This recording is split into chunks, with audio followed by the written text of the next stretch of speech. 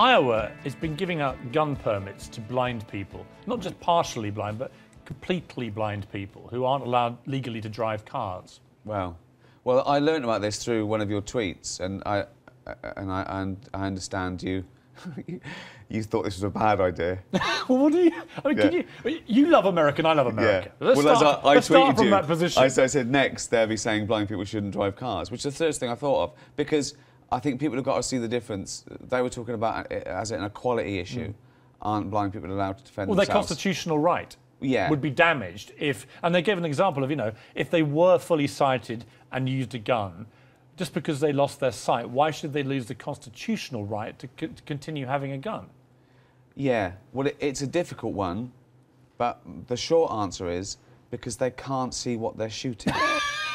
That's what I'd say. This is the thing. You see, when I tweeted about this, British people who follow me thought I was making this up. They thought it was a joke. Yeah. They know about my gun campaign, but they actually thought this was just a wind-up. And I said, no, it really is happening. People are not just applying for permits who are blind. They're getting permits, and they're completely blind. Yeah. Yeah. It's strange. It's a strange law. But who... But hold on, wait a minute. So, the Constitution covers everyone, does it? Yes. In fact, it covers... I'm a US resident, so I'm technically also covered by the Constitution. That's why I'm allowed to criticise the Second Amendment about guns, because of the First Amendment about free speech. But tell me you're not allowed to carry a gun.